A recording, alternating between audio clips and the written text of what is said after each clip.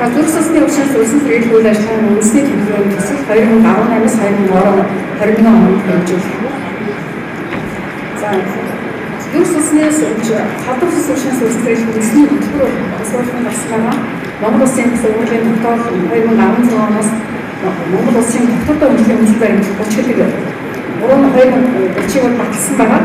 Энэ бол нийгмийн эрүүл талаар юу заасан гэхээр нийтийн эрүүл мэндийн чанартай бүтээгдэхүүнтэй тусламж үйлчлэгийг хамруулах, иргэдийн эрүүл аюулгүй байдалд амьдрах нөхцөлийг бүрдүүлэх, бүх нийтийн эрүүл мэндийн боловсролыг дээшлүүлэх гэсэн заалтууд орсон байгаа. За тэгээ энд бол улсын зэрэглэл үндэсний тогтолцоог бүрдүүлэх, онцлог үйлчлэгийн чанар бүтээмжийг нэмэгдүүлж, хүн амын дундаж насныг урьдчилснаа гэж орсон байгаа. 2016-аас 2020 он, 21-ээс 25, 26-аас 30 оны 3 үе шаттай энэ одоо улсын зэрэглэл төлбөрийг хэрэгжүүлэх гэж орсон. 2016-аас 20 онд өгсөн заалт нь юу вэ гэхээр эрүүл мэндийн даатгалын тогтолцоог шинжилж улсын зэрэглэлийг зовлон тулгарч өвчнийг эрхтэлүүлэх, хариу арга хэмжээ чанартай бүтээмжтэй зохион байгуулах, хандлт эрхтэлүүлэлтийн тогтолцоо давлага лабораторийг бичиж хүн амын дундаж наслыг 71 төвнэ гэсэн. 2030 онд хүн амын дундаж наслыг 78 төвнэ гэж гаргасан байна.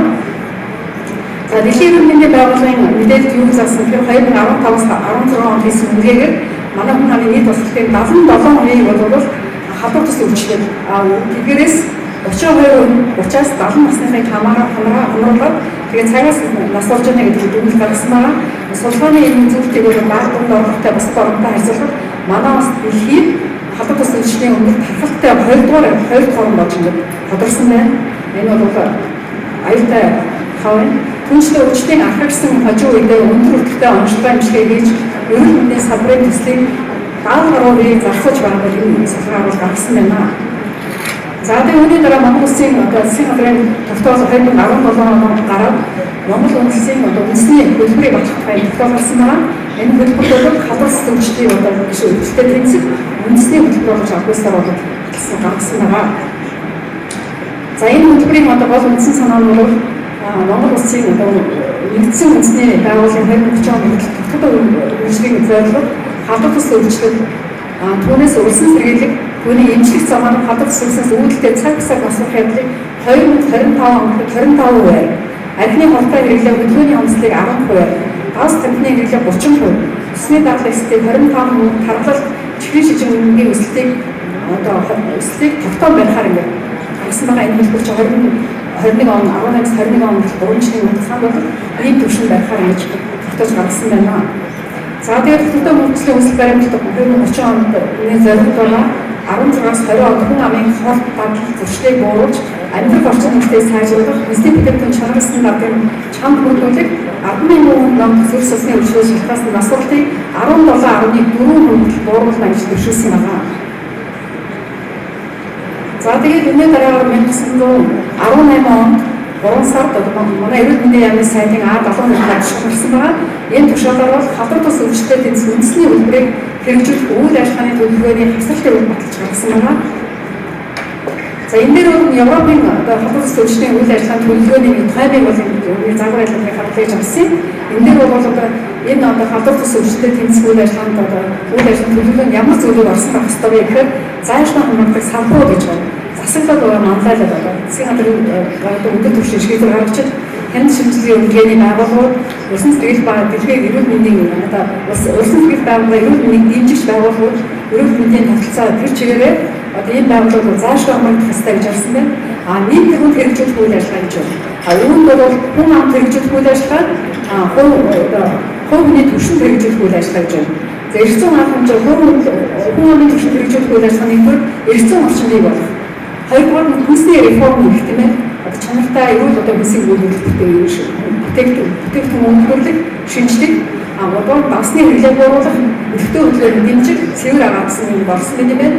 Хувь хүнд бол бодис сайцны эрсдлийн үнэлгээ, эртэлрүүл болон үр дүнтэй эмчилгээ, вакцины жуулт халдвар төвчний хяналт гэж ийм чиглэсэн үйл ажиллагаа явуулдаг юм байна. Тэгээд дэмжих характер нь бол амны хөндийг эрүүл ба ясалчингийн эрүүл мэнд, сэтгцэн эрүүл мэнд, тэгээд эрүүл орчин гэсэн юм байна. За тэгээд халдвар цус өвчлөлийн эрсдэлчин зүйлийн чиглэсэн судалгаа манай Монгол улсын судалгаагаар 2005-2013 оны судалгаагаар 15-аас 64 насны хүн амд ерөөсөө энэ халдвар төвчний тархалт ерөөсөө эрсдэлчин зүйлийн тархалт ерөөсөө буурахгүй гэсэн юм гарсан байна. хүний нэг нь илүү хэмжээтэй тархалтай. 3 хүний нэг нь цэцэг авах гэсэлтэй. 4 хүний нэг нь хөдөлгөөний өмсөлтэй. 2 хүний нэг нь тамил авдаг. 3 хүний нэг нь арх хэрэглэдэг. Үүнээс 10 хүний нэг нь архийг хэтрүүлэн хэрэглэж байна.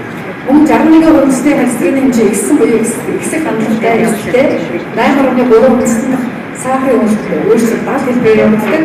Буруу болон түүнээс олон хүчний эсэлтэй хүн амын эслэх үе 10% нэмэгдсэн гэсэн харагдсан. Буруу ч эсэлтэй судалгаа. Тэгээ ямар нэгэн одоо эсэлт хүчин зүйл огт илрэх хүн амын дөнгөж ганцхан үе гэж байна. Энэ бол хэлсэн байна. За тэгээд энэ одоо үеийн үзлээр одоо Монгол Улсын хамгаалалтын үндэсний хөтөлбөр ерөнхий хөдөлмөрийн сайдын одоо тушаал тийм ээ энэ бүтээг хязгаарын ажлын одоо юус үйл ажиллагааны төлөвлөгөөний төсөл одоо боловсруулж техник төвөөс боловсруулсан байгаа. Энэ төслийн үйл ажиллагаанууд ямар үндсээр явагдсан гэхээр дээд одоо хууль зүйн үндэсний судалгаа Монголын хөтөлбөр үзэл баримтлахад 40 баримтуудыг баримт шүүнээр уялдуулсан гэсэн. Тэгээд одоо үндсэн үйл ажиллагааны мононод төслийн үйл ажиллагааны мэргэжил аргасан зөвлөгөө өгдөг олон улсын зөвлөлт Майс одоо 2013 оноос санааны өгсөн байна.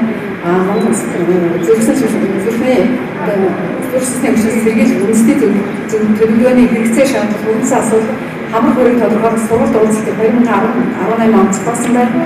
Инженерийн төлөвлөлөөс улсын төрийн ажиллагааны төлөвлөгөөний ихийг боловсруулсан байна. Энэ төлөвлөгөөний төслийг боловсруулахаар нэмүүдээс санал авсан байна.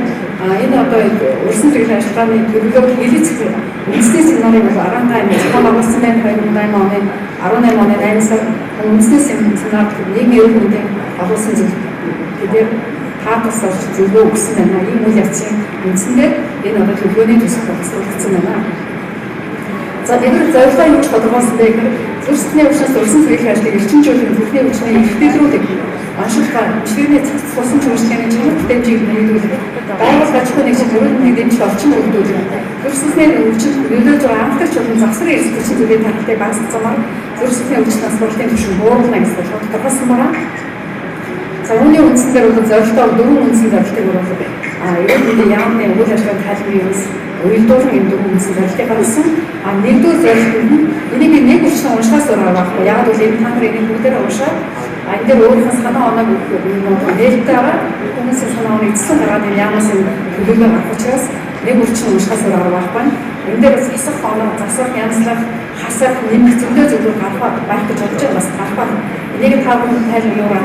Эмээн харж вебсайтаар мөн бичгээр хэлж болно. Зөвсөлтний өвчнөөс улсын төрийн эрхтэлрүүлэг хамт онцлог эмчлийн цас цуглын зөвлөлийг сайжруулах болон өвчлөлт насалтыг бууруулах хийсэн бодлогын эрхцэн орчныг бий болгох болгож байна. Нэгдүгээр эрхцэн орчныг бий болгох болно. Хоёрдугаар нь зөвсөлтний анхдагч байгаа эмч улсын төрийн эрхтэлрүүлэг онцлог эмчлийн цас цуглын зөвлөлийн бүртэмжийг нэмэгдүүлэх. Эрхтэлрүүлэг бүртэмжийг нэмэгдүүлэх тийм ээ. За анхдагч хоёрдугаар улсын төрийн хоёрдугаар зорилт гарсан байна. Гуравдугаар зорилт хүн амын эрүүл аж төрөлх эдлэг хангалтыг сайжруулах. Байгууллага аж ахуйн нэгжид эрүүл мэндийн дэмжлэг орчин бүрдүүлэх, зөвс улсны өвчин төлөөж байгаа анхдагч болон завсрын эрсдэлчин зүйлийн тархтыг бууруулах. Эрсдэл төрчин зүйлийн тархтыг бууруулах гэдэг нь одоо энэ фокуслж байгаа тийм ээ. Дөрөвдүгээр нь зөвхөн засвар сүнсний өвчин тэдний эрсдэлчин зүйлийг бууруулах чиглэлээр эрдэм шинжилгээ судалгааны ажлыг өргөжүүлж, бүртгэл мэдээллийн хяналт шинжилгээ, бүлгээний засгийн нээлттэй тогтцоог орон нутгийн тусгай салбар үндэсний хэмжээнд бий болох бичиг гэсэн бүрэн зорилтыг бол зөвшөөрсөн байна. За тэгээд зорилтын нэгдүгээр үйл ажиллагааны чиглэл нь бол улсын төрийн үйл ажиллагааны төлөвлөгөөний хэрэгжлийг эрчимжүүлэх гэж оруулсан байна. Энэ үйл ажиллагаа нь бол одоо ямар үйл ажиллагаа явах вэ гэхээр зөвхөн тохиолдолд хэрэгцсэн одоо зүрх судасны өвчний өвчнөөс сэргийлэх үйл ажиллагааг удирдлага арга зүй олон салбарын оролцоод хангасан нөлөөллийн дундын салбар зүйл байгуулах.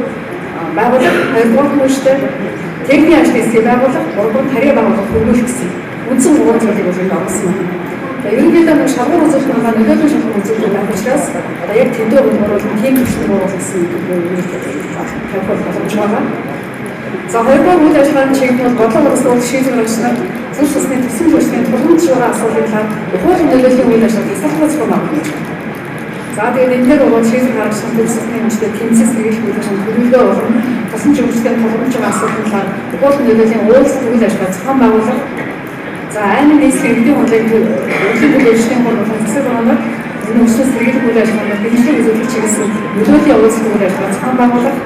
За өнөөгийн байдлын тусламж үйлчлэг боломжтой асуудлууд баримтын хуудас мэдээллийн цомог тусгуулан ухаалаг нөлөөллийн үйл ажиллагаанд ашиглах гэсэн хичээлэг нийт зөрсний өвчний нийтлэг болон нийгмийн эрс хүчин зүйлсийг бууруулах асуудлыг орон нутгийн байгууллагын хүчтэй хөтөлбөрийн төлөвлөгөөнд заавал оруулах энэ ажил зохиох 8 нийс цом дүүргийн үйл ажиллагааны хөтөлбөр хөгжлийн эдийн засгийн хүчний бодлогын чиглэл төлөвлөгөөнд энэ өвчнөөс сэргийлэх тусаж үр дүнгийн тооцож авдаг.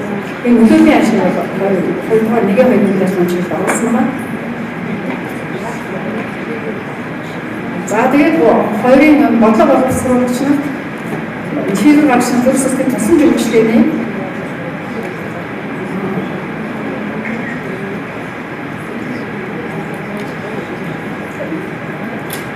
сааталтай байна. Төрсний өвчний анхдагч болон хоёр төрсөн сэргийлэх эрт илрүүлэх онцлог хэмжээний цац цэцэн үйлчлэгээний бүртгэмжийн нэгдүүлсэн хоёрдугаар байрлал юу болсон гэхээр за үндэсний төр судалсан төвийг бэхжүүлэх үйл ажиллагааг өргөжүүлэх бүрийн 5 дэд бүлэг оруулсан байна. За энэ дээр юу болсон гэхээр нэгдүгээр төр судалсан төвийн барилгын зураг төсвийг мэргэжлийн байгууллагыг санхүүжүүлэх шийдвэр. Хоёрдугаар нь зураг төсвийг мэргэжлийн байгууллагаар хийлгэх. Гуравдугаар нь барилгын санхүүжилтийг улсын төсвөд суулгах. За дөрөвдүгээр нь зураг төсвийг санхүүжилтийг шийдвэрлэж барилгыг бариулах гэсэн бүхний төрлийн дөв үндсэн энэ бол орсон байгаа. Дээрээс нь судалсан дотор онцлог хэмжээний гэдэг логикийн тоо нэмэгдүүлэх, зөрсний өвчний онцлог хэмжээний шаардлагатай томилох хэмжээ хандлагыг эрүүл мэндийн байгууллагууд шалтгаантай нэмэгдүүлэх, боотын судалсан дотор онцлог хэмжээний шалгалтыг сайжруулах хэмжээ авах гэсэн ийм зүйлийг хайгуул зарчим орсон байгаа. За үйл ажиллагааны хоёр орсон зөвлөсөн судасны өвчин сэргийлэлт онцлогын хэмжээ хяналтын олон улсын жишг хэлсэн хөтөлбөр хэрэгжүүлэх гэж байна. За энэ дээр бид нар юу хийсэн гэхээр одоо манай энэ 2018 онд зөвхөн төвөөс олон улсын гайдлайныг орчуулаад контентын ашиглалтын эрхийг авсан байгаа. Энэ бол маш хэрэгтэй маш давуу тал болж байгаа. Тэгээд зөрсний өвчин сэргийлэх нэгдсэн үндэсний заавар боловсруулах гарын авал орчуулах хэлүүлэх гэж байгаа. гэж авсан байгаа. Энэ дээр бол одоо манай 50% шиг энэ зааврыг эрүүл мэндийн яамны заавар үүсгэх ажлыг манай эмчнээс оролцоод энэ зааврыг ингээд 10 заавар шиг аваад бэлэн болсон байгаа. За хоёрын хувьд юу заасан вэ? Сүсний өвчин сэргийлэх хэмжлэг хяналт ажлыг эрхэлдэг эрүүл мэндийн мэргэжлийн сургалтын хамруулах замаар мэдлэг мэргэжлийг дээшлэх гэж байна. За энэ дээр зүрхсний эмчилгээний мэдлэг мэргэжлийн ур чадварыг дээшлэх сургалт уулзсанаар зохион байгуулах, өвчин сэргийлэх үйл ажиллагаа, тусламж үйлчлэгийн талаар үндэсний болон олон улсын хурал зөвлөлийн уулзсанаар зохион байгуулах, эрүүл мэндийн ажлын мэргэжлийн сургалтын хэлбэр боловсруулах, судалсан дотор онцлог хэмжээний ажлын байрны сургалтын мессежээр гадны багийн тусламжтай зохион байгуулах, зөв судасны эмчилгээний цахим харгаан ашиглаж сайжруулах үйл ажиллагааг тасалбаргүй явуулах, зөв судасны мэслийн цалбарыг нэмэгдүүлэх, ажлын байрнаас сургалтын мэслийн өндөр түвшинтэй орнуудын багийн тусламжтай зохион байгуулах, зөвхөн бүхний эмч сурагч нарын мэргэжил үйлчлэгийг гадаад засгийн сургалтанд хамруулах, дээшлүүлэхдээ бол гадаад сургалтанд хамруулах, дотрын эмчнэр хэрэглийн үйл ажиллагааны сургалт явуулах гэсэн зүйлийг олсон байгаа. За хоёрын дөрөвдөнд зүрхсний өвчний эрсдлээс сэргийлэх үйл ажиллагааг өргөжүүлэх гэж болсон байна. За зүрхсний өвчний эрсдлийг 10 жилийн өмнөөс тооцсон сэргийлэх аргачлалыг боловсруулах нэвтрүүлэг, зүрхсний эрсдлийн үнэлгээг хүн амын дунд хийх ажлыг үндэсний хэмжээнд хэрэгжүүлэх, харьяалах өргөсөн айн дүүргийн хүн амын дунд артерийн дарах хэсгийн эрсдлийн үнэлгээ хийж үр дүн суурьсан үйл ажиллагааг хүн гэр бүл байгууллага хамтарч явуулсан зохион байгуулах, дөрвөн үндэсний дарах хэсэг стратегийн хамтран илэрхийлэх үйлчлэл шаардлагатай ийм уурч багц хэрэгслийн хэмжээ аймаг нийслэлийн эрүүл мэндийн байгууллагыг нэмэгдүүлэх гэсэн ийм үнэлгээг авсан байгаа. За дараагийн асуудал бол 2-5 стратегийн хамтран илрүүлэх онцлогоор эмчилгээний хяналтыг сайжруулах гэж болсон байна. Улаанбаатар хотод хөдөө орон нутгийн сурагчдын стратегийн хамтран хяналтыг судлах, сургуулийн сурагчдын анхны халдварын боломж шүтний өмчт стратегийн хамтран илрүүлэх, эмчлэг мэдээлэл өөрсдийн хяналтанд авах, зөвхөн боловсруулагч төр буюу эмчлийн хамтын оролцсон хурдлын хэрэгжүүлэх, стратеги эсрэг вакциныг судлах, эрхийн гадалтай зүрхний өвчнөөс улсын сэргийлэх мэдээлэл сургалтын багц үйл ажиллагааны эрхийг боловсруулсан сургуулийн хамгаалтыг улсын хэмжээнд өргөжүүлэн хавхалтыг оруулсан байгаа.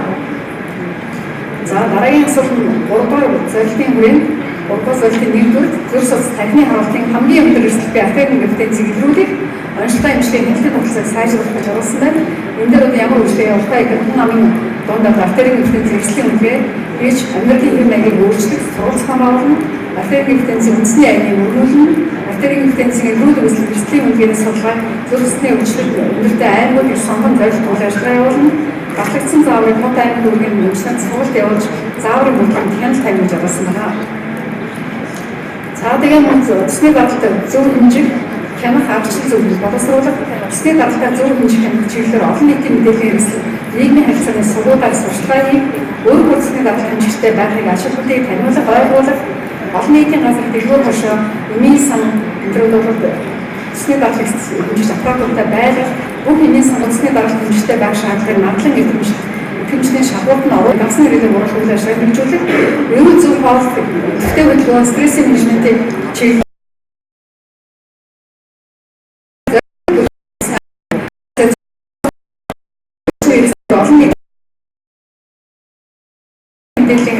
нийгмийн харилцааны сургуулийн админ удирдлагын хамтран ажиллах, төрийн болон хувийн бүх байгууллагад ажиллах, албан хаагчтай эрүүл мэндийн усан зэрэг төсвийг жилд нэгэнд оруулахыг үндэсний хэмжээнд идэвхжүүлэх гэж зүйл оруулсан байна.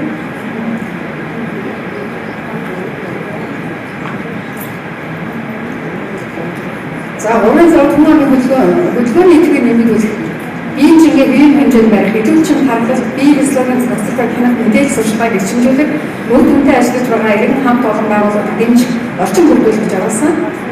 За, энэ дээр хүн амын хөдөлгөөний идэвхийг нэмэгдүүлэх, зохион байгуулах, хүний илүүд өөр хүмүүс ус, биеийн физиологийн зохицолтой харгалт, салбар үндэсний хэмжээнд бий болох гэж оруулсан байна. За, энэ дээр бол юу заасан гэхээр зүрхсний өвчний бүртгэлийн системийг бий болгох, зүрхсний өвчнөдийн хяналтын системийг бий болгох,